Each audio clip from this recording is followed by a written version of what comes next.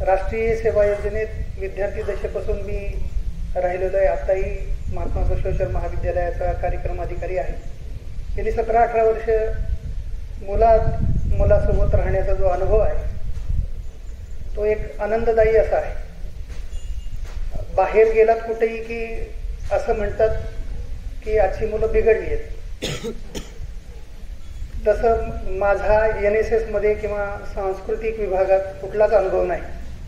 उलट ही पिढी किती संवेदनशील आहे याची जाणीव बऱ्याचदा मला होताना दिसते. तर आमचं महाविद्यालय 4 फॅकल्टीमधून चालतं आणि कला, वाणिज्य, विज्ञान, समाजकार्याचे विद्यार्थी जोडले जातात. आज वेगवेगळ्या उच्चपदस्थ विद्यार्थी आहेत, पण त्यांच्यातली विनम्रता थोडी देखील कमी झालेली नाही. खरं तर राष्ट्रीय सेवा योजना हे बिना भिंतीचं, बिना दरवाजाचं असं एक संस्कार शाळा आहे. इथले जे कार्यक्रम अधिकारी आहेत ते आपल्या आईवडिलाप्रमाणे आपल्यावर संस्कार करतात. मी महाविद्यालयाचं कौतुक करू इच्छितो की तुमचे जे विद्यार्थी आहेत त्यांचं तुम्ही ग्रंथभेट देऊन अभिनंदन केलं, त्यांचा सत्कार केला. आजकाल वाचन संस्कृती नष्ट होते. महाराष्ट्र शासनाला वाचन चळवळ चालवावी लागते. इतकं म्हणजे मी, बुरे सर, वाघमारे सर या आम्हाला जाणीव आहे की पुढची पिढी वाचत नाही. पुढची पिढी आभासी जगात आहे आणि हे आभासी जग जे आहे, जे आपण ज्याला व्हॉट्सअप युनिव्हर्सिटी म्हणतो, याच्यानं आपलं कधीच कल्याण होणार नाही. Not me but you. तुमचा विचार नेहमी आमच्या पिढीला करावा लागतो. गुरुजी असा माणूस आहे, वरून धपाटा आणतो पण आतून आधाराचा हात असतो. तर गुरु तुम्हाला जो ज्ञान, म्हणजे NSS कार्यक्रम अधिकारी तुमच्या आईवडिलाप्रमाणे तुम्हाला जसं आईवडील अन्न भरवतात तसं ज्ञान तुम्हाला देण्याचा प्रयत्न करतात. मी माझ्या जीवनामध्ये सर्वाधिक महत्त्व जर कोणाला देत असेल तर ते गुरूंना देतो. कारण माझे वडील शिक्षक होते, तेही मला 2 वर्ग शिकवले आणि त्याच्यानंतर जी माझी जडणघडण झाली ती गुरूंमुळेच झालेली. आज जे मी तुमच्यासमोर उभा आहे, 2-4 शब्द जे बोलतोय ते NSS आणि वेगवेगळे लागलेले जे माझ्या आयुष्यात गुरु आहेत त्यांच्यामुळं तुमच्यासमोर उभा आहे. ही एक अशी राष्ट्रव्यापी संघटना आहे. गांधीजींच्या जन्मशताब्दीनिमित्त 24 सप्टेंबरला 1969 मध्ये अध्यापन हे महाविद्यालयीन जीवनात चालतच असतं. त्याच्याबरोबर अलीकडच्या काळात संशोधनाला महत्त्व दिलेलं आहे. आणि त्या काळात म्हणजे 69ला असं वाटत होतं की ही जी युवा पिढी आहे यांचं जे काही शक्ती आहे, त्यांच्यामधली जी एनर्जी आहे ती आपण समाजसेवेकडे वळवली पाहिजे. त्यामुळं महात्मा गांधीजींच्या जयंतीच्या निमित्तानं, जन्मशताब्दीच्या निमित्तानं राष्ट्रीय सेवा योजनेची स्थापना झाली. याची मुळं पण महाराष्ट्रात रुजली गेली. अहमदनगरला पहिल्यांदा तिथल्या अहमदनगर महाविद्यालयामधून ही चळवळ सुरू झाली आणि पुन्हा मग ती राष्ट्रव्यापी झाली. आणि पंडित जवाहरलाल नेहरूंनी जे स्वप्न पाहिलं होतं, आज जवळजवळ 40 लाखापेक्षा जास्त मुलं या राष्ट्रीय सेवा योजना कार्यक्रमामध्ये सहभागी होतात. तुम्ही इतरांपेक्षा खूप स्पेशल आहात. तुमच्या वर्गात जे मित्र आहेत त्यांच्यापेक्षा तुम्ही NSS ची निवड केलात हे तुमचं वेगळेपण आहे. भलेही आयुष्यात तुम्ही काही व्हा न व्हा, म्हणजे पदं मिळवा किंवा न मिळवा, पण तुमची माणूस घडण्याची जी प्रक्रिया आहे, सगळ्यात तुटवडा कुठं आहे तर माणुसकीचा तुटवडा आहे. गर्दीत माणसाच्या माणूस शोधतो मी. अलीकडे तुम्हाला कुठंच माणसं भेटत नाही, माणुसकी हरवत चाललेली. इतकं अस्वस्थ करणारं वातावरण आहे. या गावच्या सरपंच महिला आहेत, रोज 17 मिनिटानंतर एक इथे म्हणजे या भारतामध्ये बलात्कार होतो. 3 वर्षाच्या मुलीवर बलात्कार होतो. मुलींची संख्या पण भरपूर आहे आणि 60 वर्षाच्या महिलेवर पण बलात्कार होतो. आपण किती असंवेदनशील होत चाललोय किंवा आपण किती क्रूर होत चाललोय. आणि अशा परिस्थितीत आपण NSS जॉईन केलंय, म्हणजे NSS मध्ये सहभागी आहोत, ही खूप कौतुक करण्यासारखी गोष्ट आहे.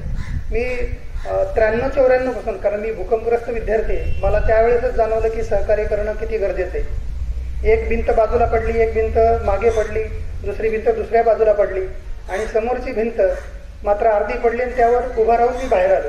आणि माझेच सगळे वर्गमित्र किंवा माझेच सगळे पै पाहुणे रक्ताच्या थारोळ्यात पाहिल्यानंतर तेव्हाच ठरवलं की मी जिवंत राहिलो याचं काहीतरी आपल्याला आता केलं पाहिजे. म्हणजे मी काय फार मोठं काम करतो असं त्यातला भाग नाही, पण जेव्हापासून 93-94 पासून NSS जॉईन केलंय आता पण नेहमी मी प्राचार्यांना विनंती करतो की सर मला आता सोडवा, 17-18 वर्ष झाली आहेत, आता मला माझी वैयक्तिक कामं करायची आहेत. सर हो म्हणतात. म्हणजे अगदी नागोराव कुंभार सरांपासून सरांनी म्हटलं की हो तुम्हाला पुढच्या वर्षी नक्की सोडतो. पण अजूनही आहे, यावर्षी NSSचा कार्यक्रम अधिकारी आहे. आमच्या महाविद्यालयाचं नाव महात्मा बसवेश्वर महाविद्यालय आहे आणि महात्मा बसवेश्वरांनी कायकाचा सिद्धांत सांगितला. कायक म्हणजे काय? कर्म. आपण कुठल्याही फळाची, NSS मध्ये काय शिकवलं जातं की आपण कुठल्याही कर्माची म्हणजे फळाची इच्छा न बाळगता आपण कर्म करत राहिलं पाहिजे. आपलं लक्ष्यगीत काय? उठे समाज के लिए उठे उठे, जगे स्वराष्ट्र के लिए जगे जगे, स्वयं सजे वसुंधरा सवार दे. NSSच्या विद्यार्थ्यांनी काय करायचंय की आपण समाजासाठी उठायचंय. समाजासाठी म्हणजे साधी उदाहरणं घ्या. बाबा आमटे मोठे जमीनदार होते, चांगली वकिली चालायची. एके दिवशी तो तुळजीराम नावाचा महारोगी त्यांनी पाहिला.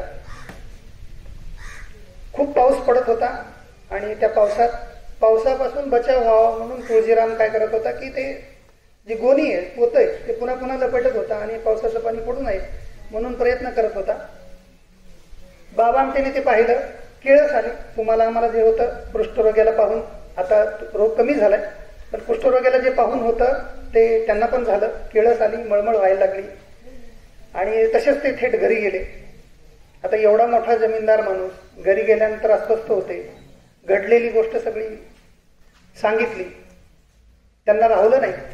त्याच रात्री ते परत तिथं आले आणि त्या तुळजीरामाला त्यांनी उचललं आणि आनंदवनाची स्थापना केली. एक माणूस काय करू शकतो? तर एक माणूस आनंदवनाची निर्मिती करू शकतो. मिठाचा सत्याग्रह करताना काय होईल मीठ उचलल्यानं, असं गांधीजीला विचारत होते लोक. पण त्याच्यामुळं लोक सगळे एकत्र झाले आणि इंग्रजांच्या विरुद्ध लढले. आज बाबा आमटेला तर मॅगसेस पुरस्कार आहेच, पण त्यांच्या मुलाला म्हणजे प्रकाश आमटेला देखील नोबेल नंतरचा जो पुरस्कार आहे, रोमन मॅगसेस आहे नावाचा पुरस्कार त्यांना आहे. आज त्यांची 4थी पिढी समाजसेवेत राहते. करोडो अब्ज रुपयाची प्रॉपर्टी आहे, पण ते सामान्य जीवन जगतात. आजही दिगंत म्हणा किंवा त्यांची पुढची पिढी म्हणा सामान्य जीवन जगते. प्रकाश भाऊनं तरी स्वतंत्र हेमल कशाला जाऊन तिथं आदिवासीसाठी सेवा केली. तुम्ही चित्रपट प्रकाश वाटा नावाचा चित्रपट पहा म्हणजे तुम्हाला लक्षात येईल की आजचा काळ ठीक आहे. आज आपल्याला बाय कार बाय बस तिथं जाता येतं, पण जिथं बैलगाडी पण जात नव्हती, फक्त पायीच जावं लागत होतं.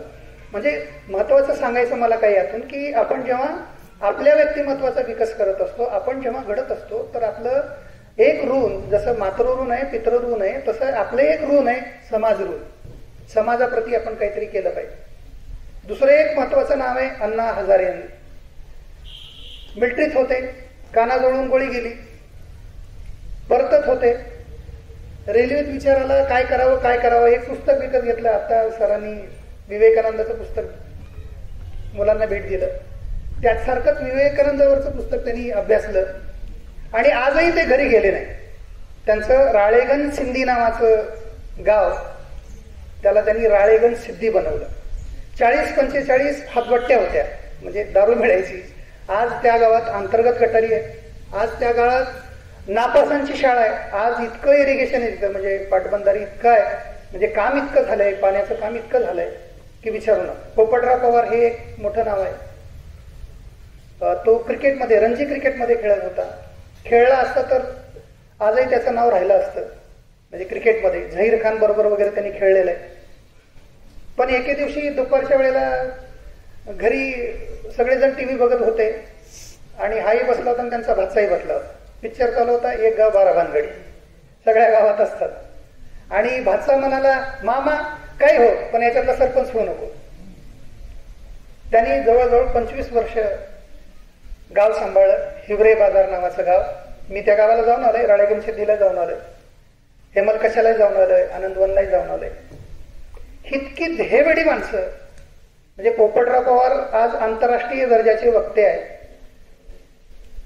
सगळ्या देशात जातात. आणि गाव कसं निर्माण करावं, गाव निर्माण होत नसतं, गाव निर्माण करावं लागतं. आता माझं गाव भूकंपग्रस्त गाव आहे. माझ्या गावाला राष्ट्रपती पारितोषिक मिळालंय, आमच्याकडे सगळे म्हणजे शासनाने बांधून दिलं, पण अगदी टॉयलेट देखील कोणी वापरत नव्हतं.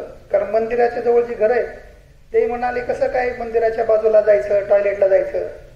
पण मुलांनी मिळून सगळ्यांच्या घरी जाऊन सांगितलं आणि एका दलित सरपंचांनी तिथं जाऊन राष्ट्रपतीच्या हस्ते सत्कार स्वीकारला. कुणीही आपल्या आयुष्यात बदल घडवत नसतो. जसं तथागत गौतम बुद्धांनी म्हटलंय की अत्तदीपो भव, तुम्हीच तुमच्या जीवनाचे शिल्पकार आहात. शिवाजी महाराजांना सर इतिहासाचे त्यामुळं सांग, त्यावेळेस माहिती नव्हतं की हे करंगळी कापणं काय. रायडेश्वरावर जेव्हा प्रार्थना करत होते ना त्यावेळेस म्हणजे स्वराज्य काय, अर्थात शहाजीराजांमुळं थोडेफार माहिती होती स्वराज्य, पण जे स्वप्न पाहिलं होतं तेवढं वय नव्हतं की एवढं मोठं स्वराज्य. आज जागतिक लेवलच्या सगळ्या राष्ट्राध्यक्षांच्या पाठीमागं शिवाजी महाराजांचे फोटो आहेत. 200-250 विद्यापीठात शिवाजी महाराज शिकवले जातात. अलीकडे द ग्रेट मॅनेजमेंट गुरु म्हणून शिवाजी महाराजांना ओळखलं जातं. भगतसिंग लहानच होता, पण त्यांनी ते सगळं पाहिलं होतं दृश्य, जालियनवाला बाग हत्याकांड, आणि त्यांनी ठरवलं होतं की आपल्याला राष्ट्रासाठी मरायचं.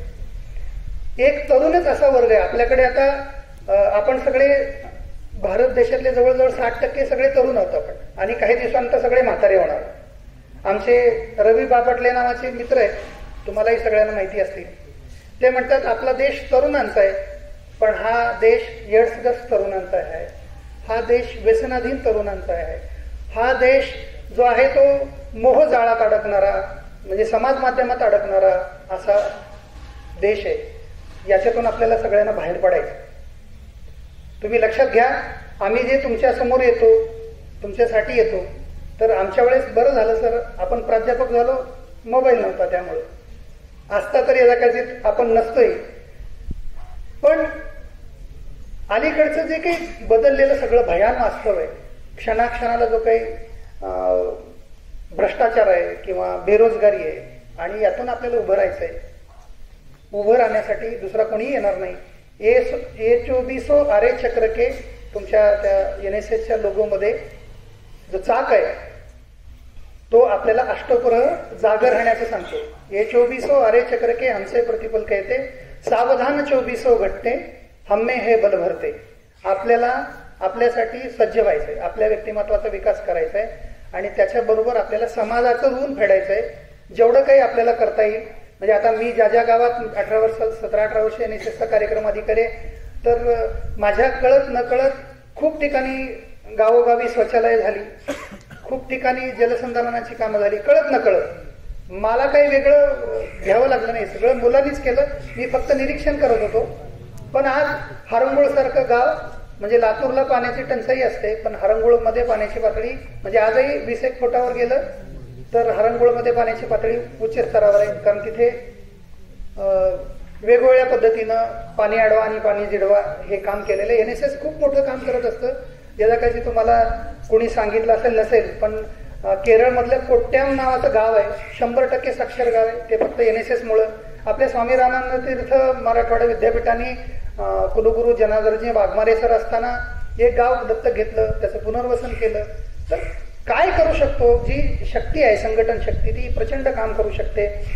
NSSच्या विद्यार्थ्यांनी 350 एकरात जवळजवळ 3.5 लाख झाडं लावलेली. जाधव पोईंग नावाचा व्यक्ती आहे, त्यांनी अख्खं जंगल एकट्याने लावलंय. म्हणजे एकटा माणूस काय काय करू शकतो याचं हे उत्तम उदाहरण आहे.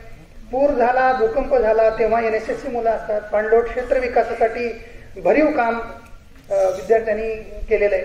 मला असं वाटतं की तरुण तोच असतो जो आव्हानांना सामोरं जातो. बिकट परिस्थिती आहे, पण या परिस्थितीतून आपल्याला बाहेर निघायचंय. जेव्हा रस्ता स्मशानातून जात असतो तेव्हा पेटलेल्या चिता पाहून घाईवरायचं नसतं. फार घाबरून जाऊ नका. तुम्ही आम्ही NSSचे कार्यक्रम अधिकारी आहेत, अजून माणुसकी उरली आहे आजूबाजूला. वाघमारे सरांना येताना मी तेच चर्चा करत होतो की भलेही अनागोंदी आहे, भ्रष्टाचार आहे, सगळं आहे, पण आपल्याकडे काही का असे ना लोकशाही आहे, आणि लोकशाही मूल्यांना आपण समता, न्याय, बंधुता, स्वातंत्र्यता, धर्मनिरपेक्षता, मानवता या मूल्याने आपण चालतो. काही लोक बिघडलेत, त्यांना आपल्याला रस्त्यावर आणायचंय, आणि ही जबाबदारी तुमची आहे. म्हणजे येणाऱ्या पिढींची आहे. तुम्ही उद्याचे नागरिक आहात आणि हा देश काय करायचंय या देशाचं.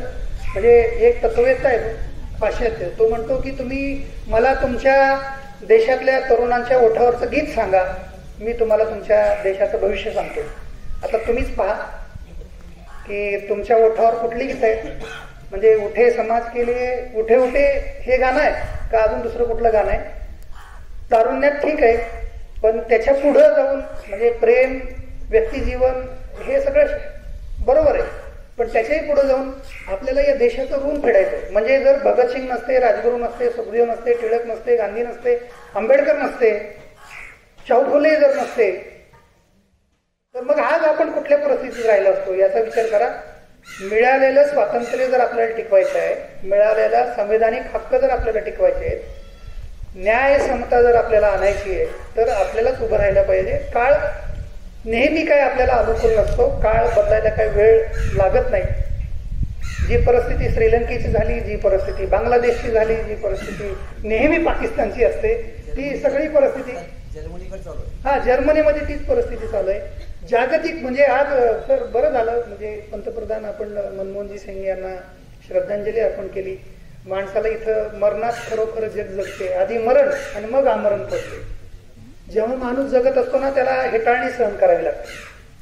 त्यांना मनमोहन सिंगाला मौनी पंतप्रधान म्हणायचे, म्हणजे ते बोलतच नाही असं म्हणायचे. ज्यांची उंची आकाशाची होते ते पण थोडं झुकून चालायचे. लक्षात घ्या, मनमोहन सिंगामुळं 1972 पासून 2024 पर्यंत आपला देश आर्थिक मंदीत गेला नाही. त्यांचं योगदान काय, तर आज जो भारत देश आहे सुजलाम सुफलाम आपण पाहतो, जे भव्य दिव्य रोड पाहतो, पूल पाहतो, आज जे काही आहे IT सेक्शन मध्ये, कारण आपल्या थीम आहे युथ फॉर माय भारत आणि डिजिटल लिटरसी.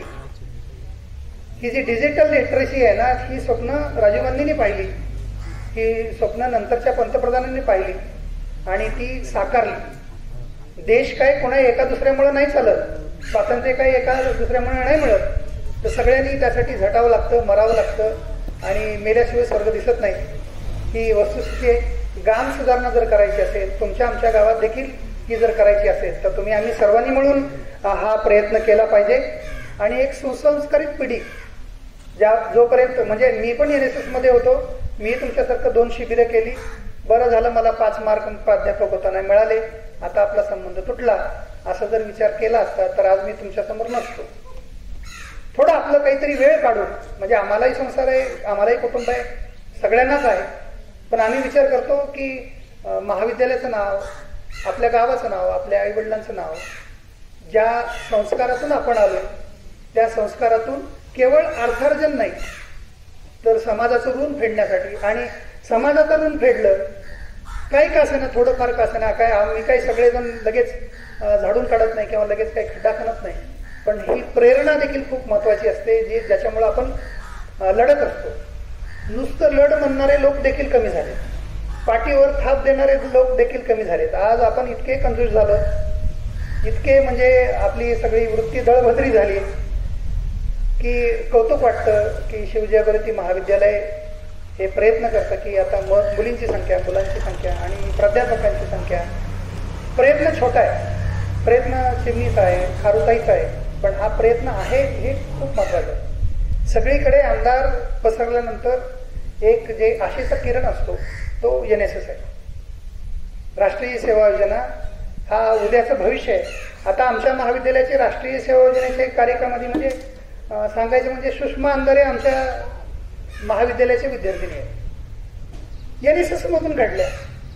हे तुम्ही एक मोठं नाव सांगायचं म्हणून सांगितलं, बाकी काय पक्षाची वगैरे आता संबंध नाही, पण एवढ्या मोठ्या राज्याच्या त्या म्हणजे एका मोठ्या पक्षाच्या प्रवक्त्या आहेत आणि एक महाविद्यालय काय घडू शकतं. म्हणजे बऱ्याचदा आमच्या महाविद्यालयाचा विद्यार्थी महापौर असतो, नगरसेवक असतो, हे म्हणजे हे आमची उपलब्धी आहे. शिवजागृती महाविद्यालयातून एखादा विद्यार्थी घडतो. अनेक मुलं आता मुंबई, दिल्ली, पुण्याला देखील आमचे IAS IPS अधिकारी आहेत, मुलं आहेत, PS आहेत, बरेच मुलं आहेत. काही सामान्य काम करतात, पण असामान्य कर्तृत्व त्यांनी आपल्या गावात करून दाखवलेलं आहे. मला असं वाटतं की ही शिबिरं जी आहेत राष्ट्रीय सेवा योजनेची, बाबा आमटे यांच्या स्वप्नात असल्याप्रमाणे हात लगे निर्माण में आपला काम नेहमी म्हणजे कर्म पुन्हा परत येतं. तुम्ही चांगलं पेराल तर चांगलं उगवेल. बीज बोये बबूल के तो आम कहाँ से पाए. म्हणजे सर चांगलं पेरतायत वाघमारे सरांनी, सरांची सर्व टीम. तर नक्की सर महाविद्यालयाचं फळ देखील खूप चांगलं असणार आहे. येणाऱ्या भविष्यासाठी तुम्हाला शुभेच्छा देतो. वेळ खूप झालाय त्यामुळं जास्त पुढं न जाता मी एवढीच प्रार्थना करतो, इतनी शक्ती हमें देना जाता मन का विश्वास कमजोर होना. आम्ही सगळे जे आहे तर ईश्वराप्रती सगळे कार्यक्रमाधिकारी किंवा समाज सेवेत करत असणारे सगळे जणच आजूबाजूला खूप काम चालू आहे, आपल्याला फक्त माहीत नाही. इतके म्हणजे तरुण वेडे तरुण आहेत. बीडला एक आमचा नागोरगोजे नावाचा मित्र आहे, तो अंधापमासाठी काम करतो. भयंकर काम चालू आहे त्यांचं. सोलापूरला एक बाई आहे, तिला इच्छा होती की मला एक स्कूटर असेल, माझं एक घर आहे. आता ती करोडपती आहे, पण ती तिथल्या सोलापूरच्या एड्सग्रस्त लोकांसाठी काम करते. लातूरमध्ये देखील असे खूप लोक आहेत. म्हणजे लातूरमध्ये काही सेवाभावी संस्था आहेत जे कॅरीबॅग वगैरे गोळा करतात ना. आमचे मित्र आहेत, सरांना माहिती असेल, दुष्यंत कटारे नावाचे. त्यांचा एक पाहुणा परवा ह्याच्यामध्ये लागला, अंमली पदार्थ याच्या खात्यामध्ये लागला. त्याची आई वेस्टेज गोळा करायची, कॅरीबॅग गोळा करायची, रिकाम्या बाटल्या गोळा करायची. आयुष्यात यश अपयश हे येत राहतं. लता मंगेशकरला पहिल्यांदा जेव्हा गायलं तेव्हा म्हणाले की आवाज फार पातळ आहे, मुलीसारखं वाटतं. भारतीय कुठल्याच गायकांना कळालं नाही की लता मंगेशकर काय आहे. पण आता असं म्हणतात की ही पृथ्वी जोपर्यंत आहे, हा सूर्य जोपर्यंत आहे, तोपर्यंत या पृथ्वी तलावर कुठे ना कुठे जगभरात तिचा आवाज मात्र घुमणार. सगळ्यांना आधी रिजेक्शन सहन करावं लागतं. एनएसएस मध्ये तुम्ही आलात, आधी तुमचा पाय ओढला जातो. कशाला जातो? खड्डे खंदायला. अनेक लोक आहेत. अमिताभ बच्चनला देखील पहिल्यांदा, कारण एवढा उंचापुरा होता की तो सिनेमात नाही चालायचा, नाटकातून काम करायचे. वडिलांनी सांगितलं होतं हरिवंशराय बच्चनने की कधीच नाव नाही सांगायचं माझं. ते उत्तम कवी होते. माझं नाव नाही सांगायचं कुठे जायचं, तर स्वतःच्या बळावर उभं राहायचं. मध्ये तर सर एवढी परिस्थिती बेकार होती की जवळजवळ 70-80 करोडचं कर्ज होतं. म्हणजे खुद्द अंबानी म्हणायचे की काही लागलं तर सांगा आम्ही जी. ते म्हणाले बघू सर, मी प्रयत्न करतो. ज्या वेळेस टीव्हीवर यायला कोणी तयार नव्हतं तेव्हा कोण बनेगा करोडपती अमिताभ बच्चननी चालवलं. आणि आज तुम्हाला माहिती आहे की त्या काळात तर बरेच थिएटर बंद पडले. सरांचं स्वागत आहे.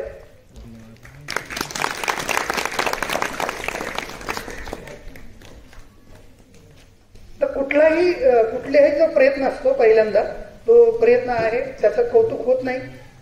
त्याचं कौतुक हळूहळू होत राहतं. आपल्या गावात नेहमी आपल्याला बदनामी सहन करावी लागते, पण जर प्रयत्न केलं तर नक्कीच आपल्याला यश मिळतं. गाव सुजलाम सुफलाम करायचं असेल तर सर्वांनी मिळून प्रयत्न करण्याची गरज आहे, कारण टीम वर्कनं खूप मोठं काम होतं. आपण सर्वजण एनएसएस ही आपली ओळख आहे. मला तर असं वाटतं की शेवटच्या क्षणापर्यंत आपली ओळख एनएसएसच असावी. आपली ओळख रत्नाकर बेडगे, संजय वाघमारे असू नये किंवा लिगाडे सर असं असू नये. आपली ओळख एनएसएसचा कार्यक्रमाधिकारी, एनएसएसचा प्रतिनिधी, स्वयंसेवक अशी असली पाहिजे. कारण समाजात इतकं काम पडलंय ना, म्हणजे एक पाय दलदलीत घालायचा, दुसरा पाय काढायचा. त्या ठिकाणी अजय बंग, ठाकूरदासजी बंग काम करतायत.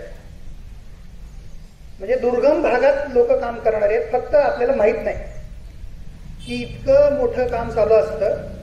जेव्हा रवी बापटले काम करायला सुरुवात केली त्यांनी, तेव्हा कुणीच सहकार्य करायला तयार नव्हतं. आमच्या महाविद्यालयाने थोडं प्रतिसाद दिला आणि नंतर मग आम्ही 2 कॅम्प तिथं घेतलं, म्हणजे गावातला आणि त्यांच्यातला संघर्ष कमी व्हावा म्हणून.